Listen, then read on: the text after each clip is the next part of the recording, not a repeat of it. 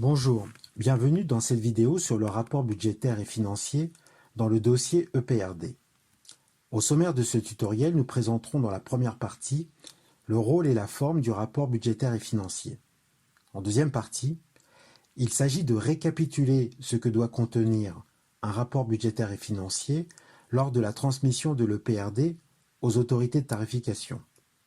La troisième partie est l'analyse financière de l'EPRD à partir des agrégats de gestion compris dans ce rapport. Et la dernière partie concerne les hypothèses retenues des projections et des perspectives sur une période de 6 ans avec le plan global de financement pluriannuel.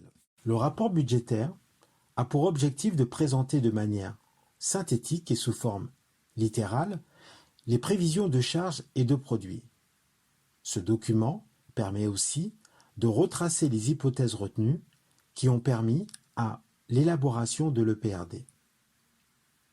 Ce rapport est un outil de communication, aussi bien externe, à destination des autorités de tarification, mais aussi interne, auprès de la direction et des élus le cas échéant, permettant d'accompagner la lecture et la compréhension des annexes comprises dans l'EPRD.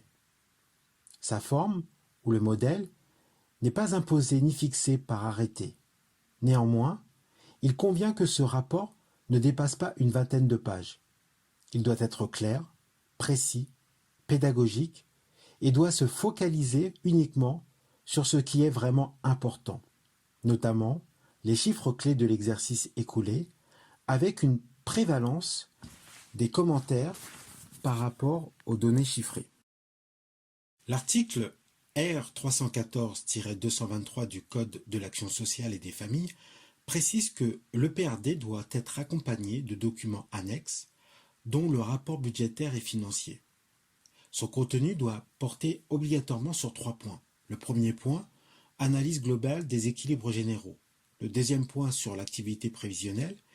Et le troisième point sur l'analyse de l'évolution de la masse salariale. Par conséquent, en page introductive de ce rapport, il s'agit de rappeler le contexte de l'entité. Ainsi, les premières pages présentent la fiche d'identité de l'organisme gestionnaire le cas échéant et retracent les principales informations juridiques et administratives telles que l'adresse, la date d'effet du CEPOM. Il s'ensuit les priorités et enjeux des établissements, particulièrement sur des projets à venir qui ont un impact budgétaire significatif. Le point suivant concerne les personnes accompagnées par l'établissement et l'évolution des caractéristiques des usagers.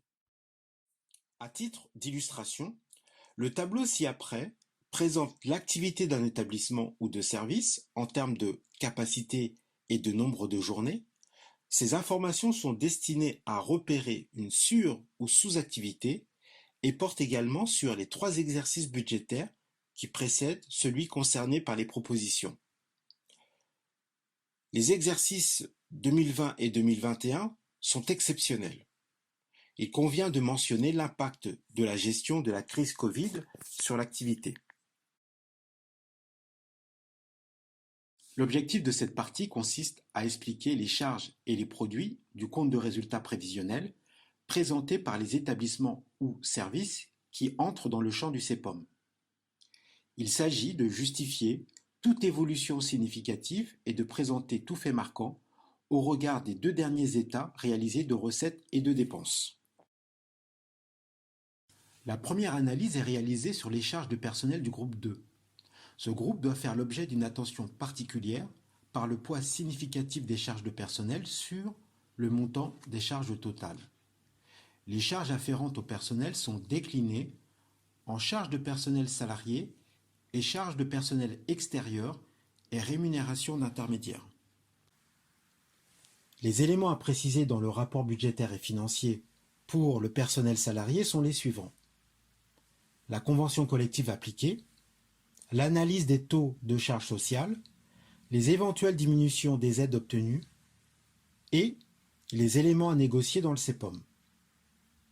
Pour le personnel extérieur et rémunération d'intermédiaires à l'établissement, on peut citer dans le rapport les éventuelles difficultés de recrutement.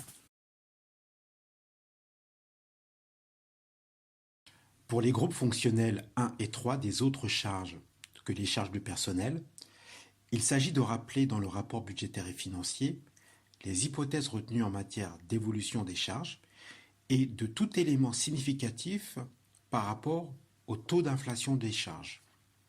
Il faut préciser également la date d'autorisation de prise en compte des frais de siège, le cas échéant, et les méthodes de comptabilisation des amortissements.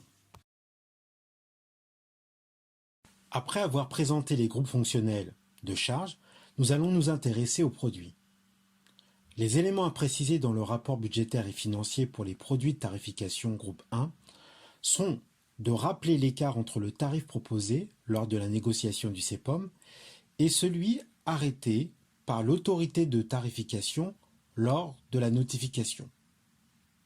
Il s'agit aussi de rappeler les produits de tarification sur les 6 années à venir.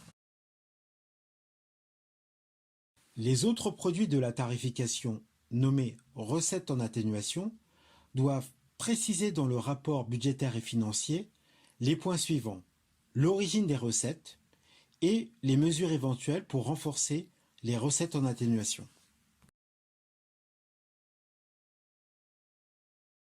L'objectif d'une analyse financière dans le rapport budgétaire et financier est d'examiner les grandes tendances des agrégats de gestion et de les commenter de manière synthétique. Un tableau de l'analyse de la structure financière dans cette partie du document doit permettre au lecteur de formuler une appréciation de la situation financière.